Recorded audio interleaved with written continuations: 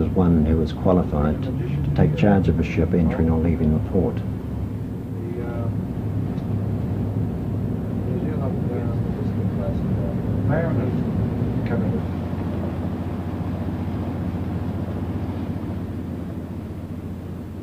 To be a pilot, it's necessary to have a foreign-going Master Mariner certificate. To obtain this certificate, one has to go to sea, serve an apprenticeship, sit for second mates, first mates, and finally foreign-going Master certificate. Then one comes into the pilotage service and specialises in ship handling. The Deputy Harbour Master holds a berthage meeting every day. At this meeting, which is attended by the ship's agents, the berths are allocated to the various ships which are arriving, and the priorities given to those vessels as well. We at 5 p.m. today, if they turn to August, keep the muster off. Well, we've got 2 ships to work. 2 ships to work. So it probably will be today. They'll be very tight today. If they started straight after lunch. Senior pilot of the day receives a list of the day's work from the Deputy Harbour Master and allocates the pilotage jobs to the individual pilots. Yeah, Bruce, I'll just run through the shipping for you. Okay, we'll start with Saturday. We've got today's tidy up. Saturday 06. Mount Victoria is in radio communication with the ship and coordinates the time of pilot boarding. What's that thing?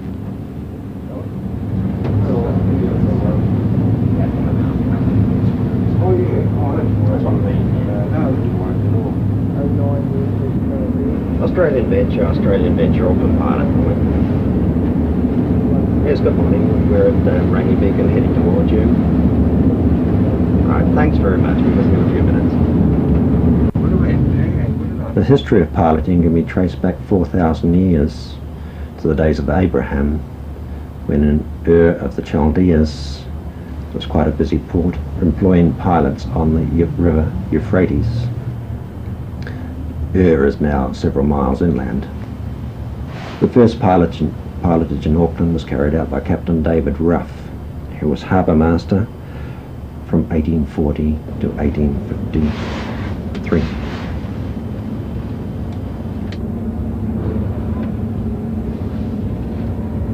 Maybe the okay now.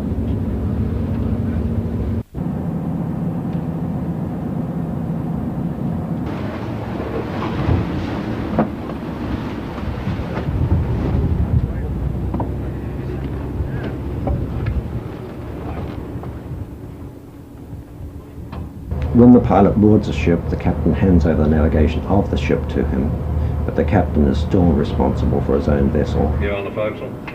Affirmative. Yeah, be port side 2. I'll give you the forecastle later. Roger.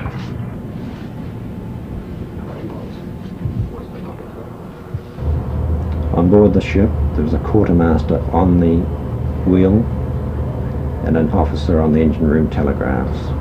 Port side 2, give us a yell when you're down.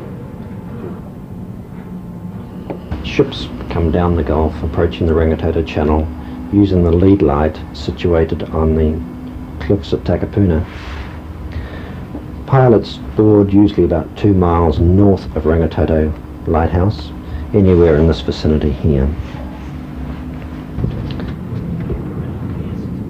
After boarding, we proceed towards the lead light at Takapuna, go around A buoy, leaving it to port, and proceed down the Rangitoto Channel. The Rangitoto Channel is marked by port and starboard hand buoys.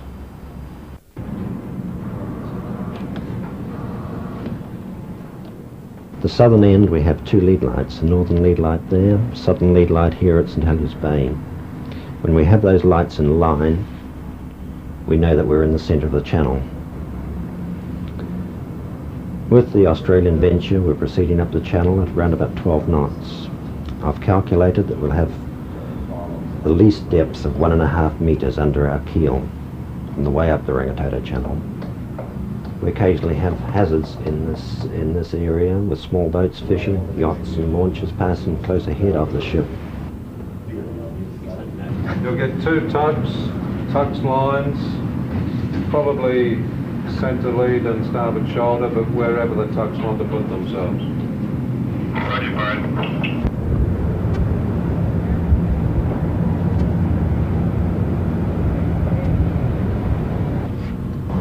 Communication to the tugs is by small portable VHF radio.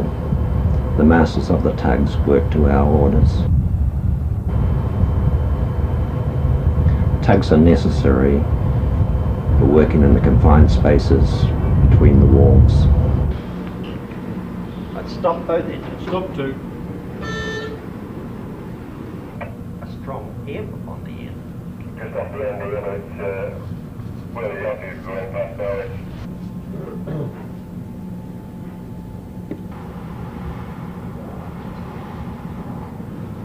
Full stop, Mark. Pilots are required because we know the harbour, its tides, the countercurrents and the peculiarities of each berth.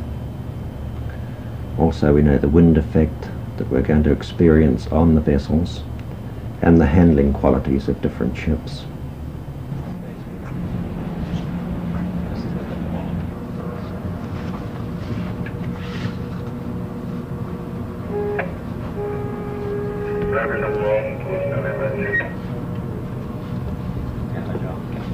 Yeah, the pretty slow gap off the end here, on the floor. As we approach Ferguson Wharf, we have a westerly wind gusting up to 30 knots, so around the end of the wharf fairly wide to allow for the sideways drift caused by the wind force on the side of the ship. The pilot cutter Akarana travelled 17,500 miles during 1985, transporting pilots to and from ships. I'll stick to 4.